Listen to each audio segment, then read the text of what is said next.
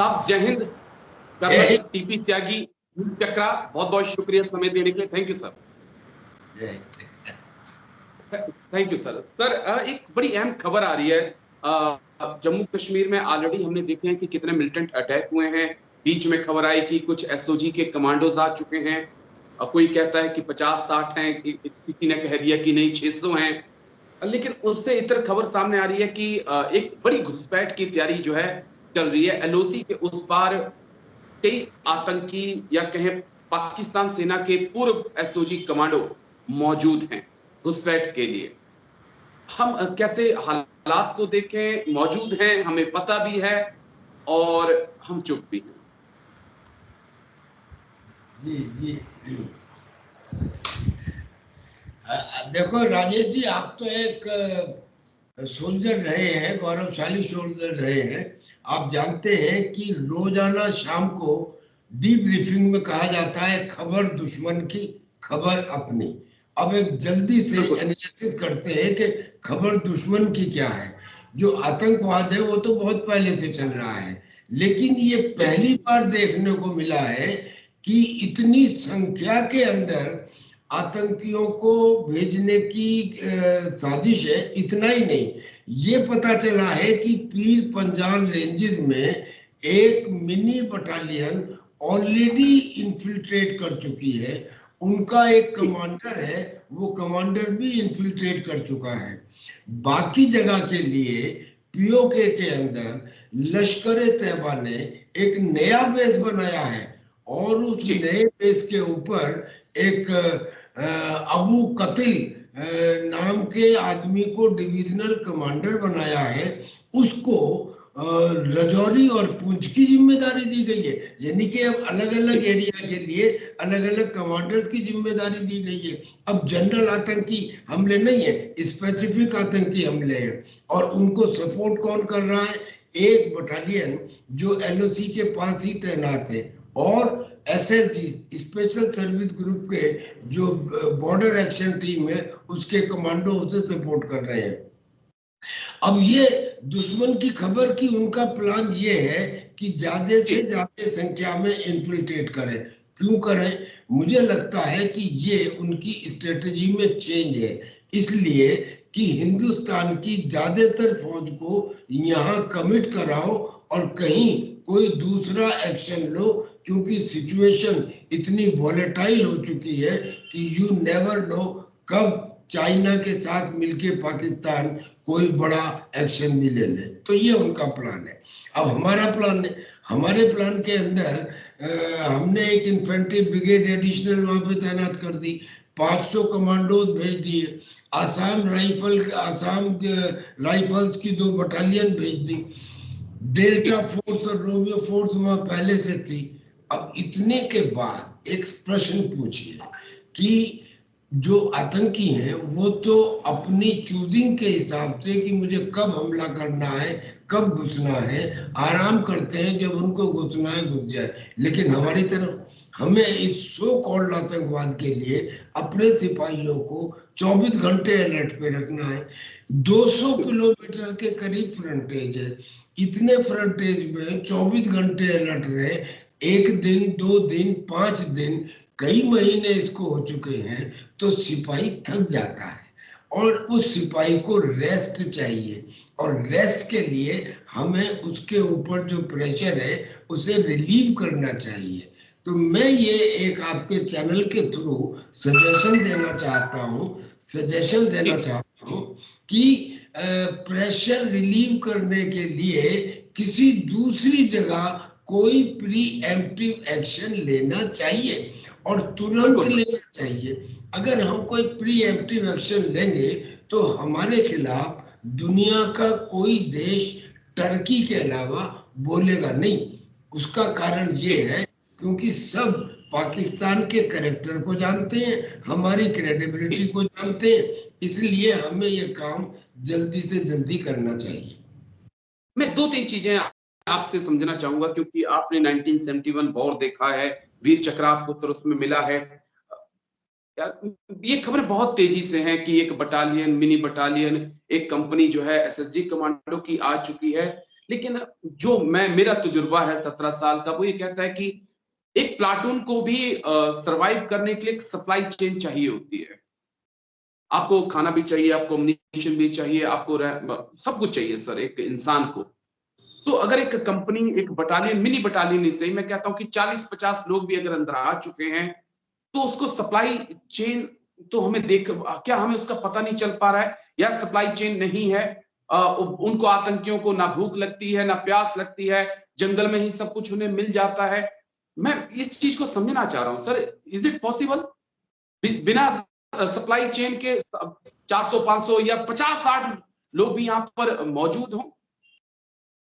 नहीं, ये आपका कहना बिल्कुल सही है, लेकिन यही तो हम भी कह रहे हैं कि वो सप्लाई चेन का ऐसा नहीं है कि उनको रेगुलरली पाकिस्तान से सप्लाई मिल रही है।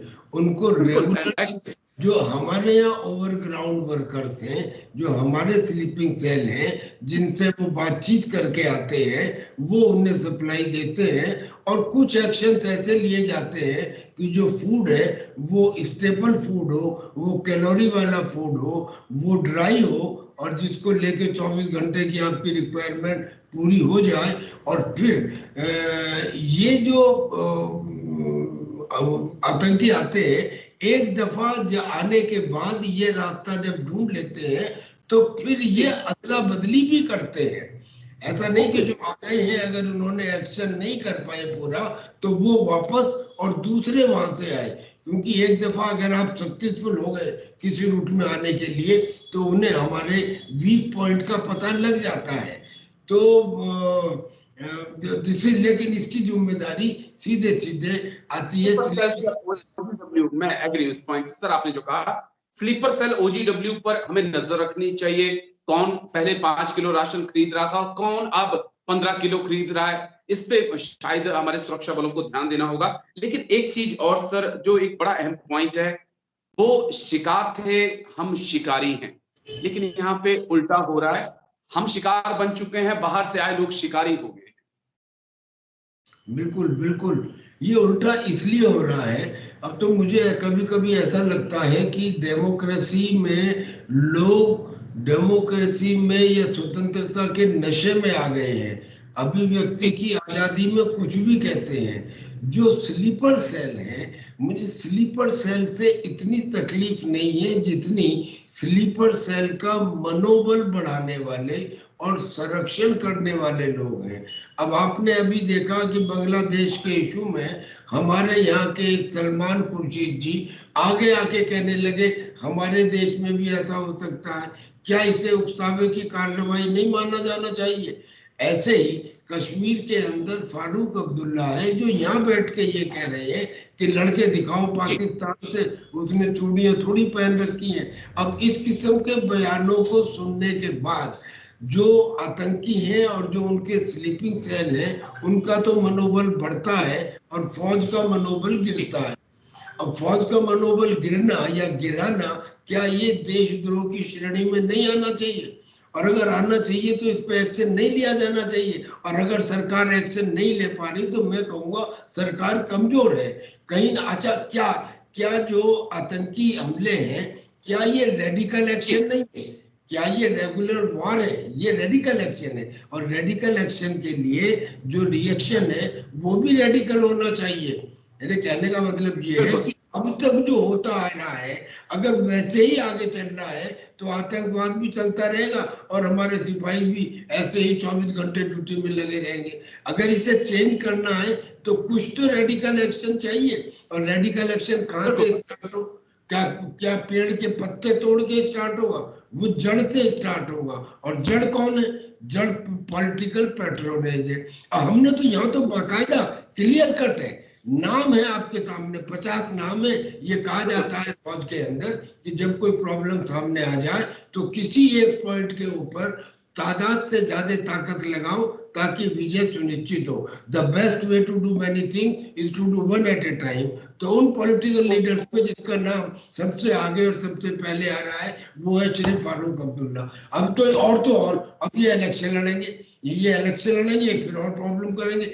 एक आदमी के खिलाफ तो एक्शन लिया जाए। तो ये और अगर ये नहीं है जी, आखिरी पॉइंट मेरा, मैं समझ, क्योंकि आपने कहीं जाना भी है, थोड़ा आज व्यस्त कार्यक्रम है आपका।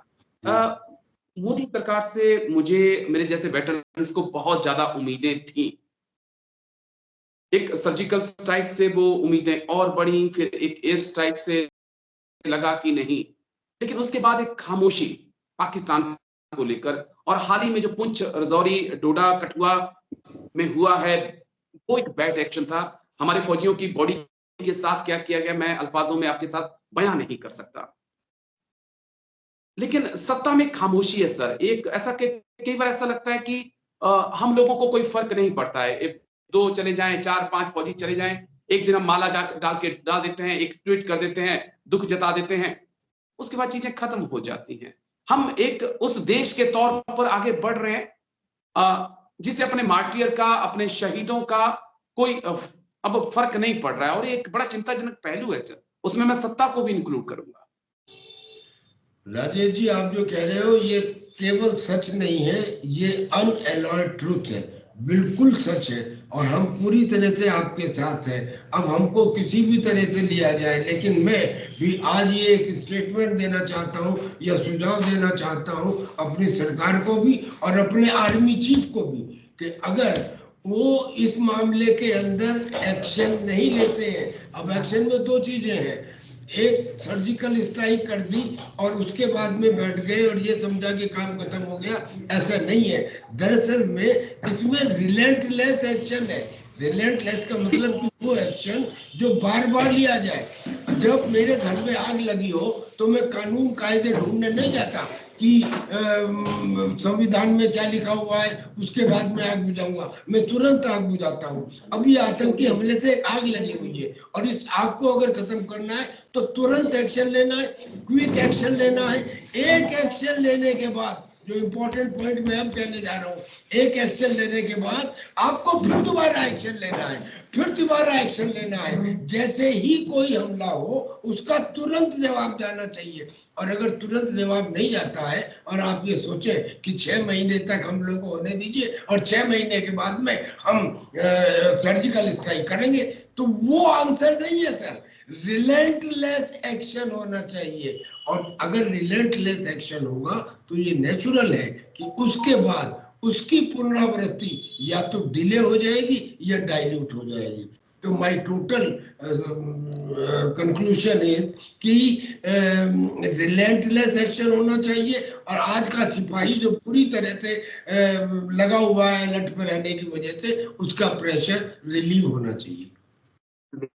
बस इतना, मैं आपके पॉइंट से बहुत एग्री हूं सर। मैं बस इतना चाहता हूं कि ये जो दर्द हमारे परिवारों को महसूस हुआ है, ये दर्द थोड़ा सरहद के उस पार भी जरा महसूस होने दीजिए, फिर देखते हैं क्या होता है, और जब महसूस होगा फिर देखते हैं आगे क्या कार्रवाई होगी। लेकिन शुक्रिया कर्नल टीपी त्यागी, वीर चक्रा सर, आप आए, आपने इतना इंपॉर्टेंट समय दिया मेरे लिए। थैंक यू साहब, थैंक यू आपके पॉइंट ऑफ व्यू के लिए।